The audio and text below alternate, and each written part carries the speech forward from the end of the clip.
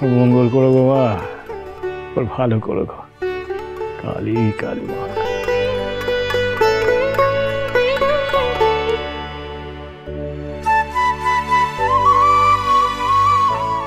মায়ের এই আশীর্বাদী ফুল তুমি তোমার অসুস্থ মায়ের কপালে ঠেকাবে, কেমন?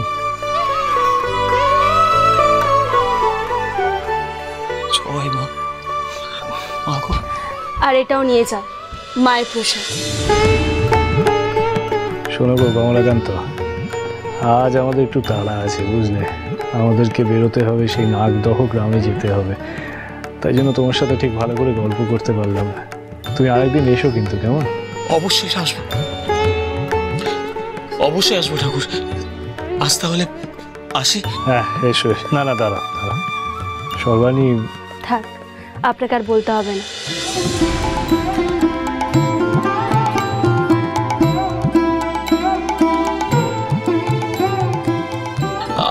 আমি পয়সা নিতে পারবো না। আসবার সময় তুমি না হয় গঙ্গা সাঁতার কেটে পার হয়ে এসেছো, তা আমি মানলাম, তো ফেরবার সময় কি তাই যাবে না? না নৌকো করে যাবে, কেমন? আজ তাহলে আসি ঠাকুর। আসি। জয় মা।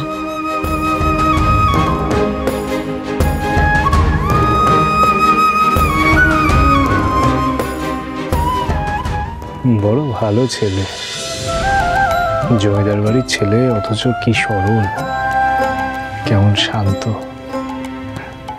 আর আমার মায়ের প্রতি কত ভক্তি। আহা, সত্যি বড়ই ভালো ছেলে। বলি ও রামপ্রসাদ, এবার চলো, দুপুরের মধ্যে আমাদের পৌঁছাতে হবে নাগদাহ, সে খেয়াল আছে তো? চলো চলো না। হ্যাঁ চলো চলো চলো।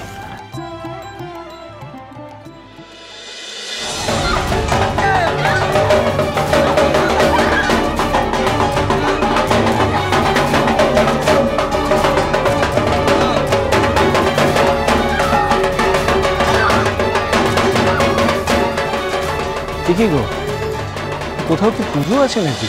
তখন ঘটা করে ঢাক বাজছে যে। ভাজাদা, কে যেন কাঁদছে না? এখন এসো তো দেখি।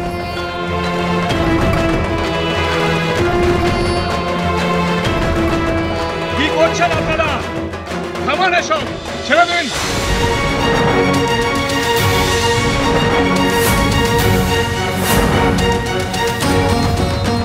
কে আপনি?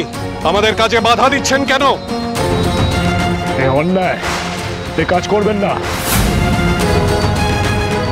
এর স্বামী মারা গেছে, এই সতী হিসেবে নিজেকে আত্মাহুতি দিতে চায়। বড় পুণ্যের কাজ না, এ পাপের কাজ। এ অন্যায়, আর এই পাপ কাজ আমি তোমাদেরকে করতে দেব না। ছেড়ে দাও ওকে। না, এই মেয়েকে চিতায় উঠতেই হবে। দেখো দেখো তোমরা গ্রামবাসী, দেখো এই কিরকম আমাদের কাজে বিঘ্ন ঘটাচ্ছে। সরিয়ে নিয়ে যাও এক্ষুনি।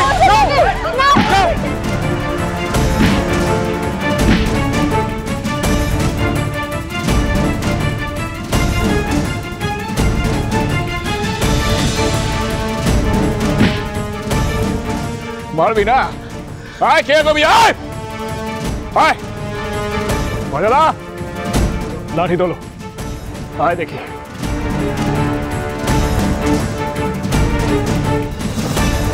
খবরদার, যত অত্যাচার একটা একটা অবলা মেয়ের উপর, তাই না? এবার আয় আয়, নাকি কার কত সাহস? আয়।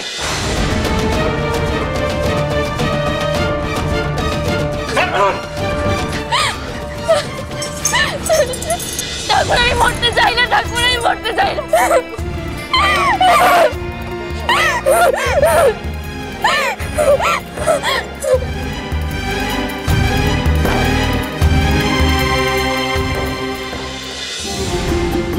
আর কাঁদিস না, ওরা পালিয়েছে, আর কোনো ভয় নেই তো। আমি এখন কোথায় যাবো? বাবা মা কত কষ্ট করে আমাকে কুলিং ঘরে বিয়ে দিয়েছিল, এখন তো তারা আমাকে আর ঘরে ফিরিয়ে নেবে না। তোর নাম কি? আমার নাম দুর্গা। কাঁদিস না, তুই আমাদের সাথে আমাদের ঘরে যাবি। ওখানে আমার বোন হয়ে থাকবে। সেই ভালো। চলো মা, তুমি আমাদের সাথে কুমারহাটে ফিরে চলো। ভজাদা, আজ আর ওই নাগদহে যাব না, পরে ষষ্ঠী বেটাকে বুঝিয়ে বলবো কন। জয় মা, সবই তোর ইচ্ছা রে মা। কালী কালী মহাকালী, কালীকে পাপ হারি করে।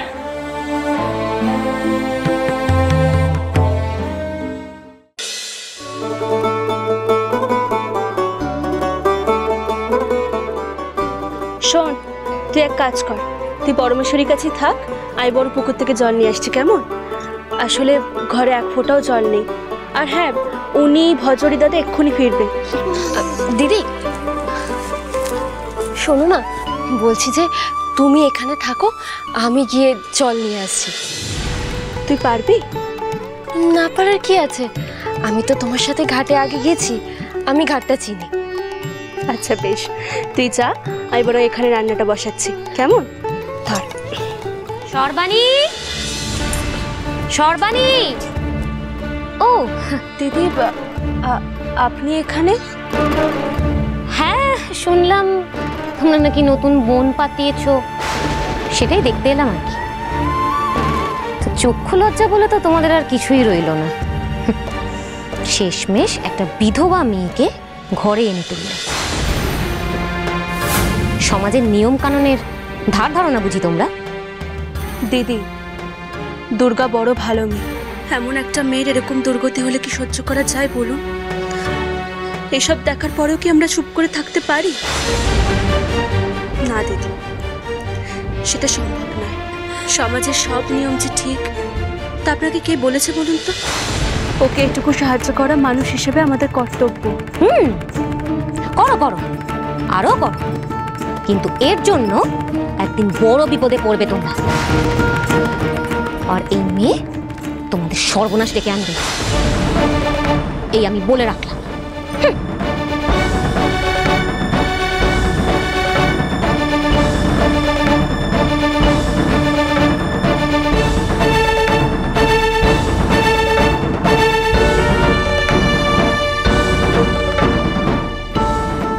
তুই কিন্তু দিদির কথা কিছু মনে করবি না, দিদি ওরকমই। দেখি চোখের জল মুছ দেখি।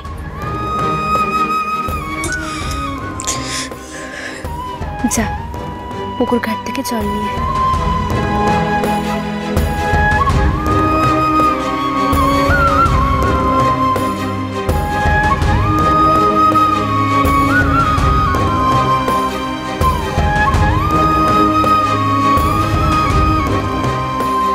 মাগো,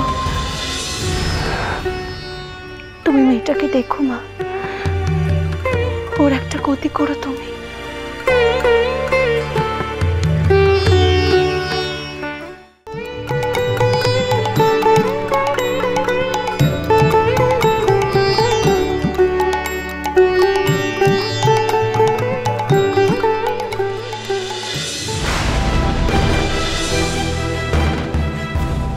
কি ভয় পাচ্ছিস যে বড়? কি নাম? আমার নাম দুর্গা। দুর্গা, দুর্গা, বেশ বেশ বেশ। রামপ্রসাদ কি হয় তোর? হ্যাঁ, কেউ কেউ হন না। কেউ হন না? তা কি হিসেবে তাহলে ওদের বাড়িতে আছিস?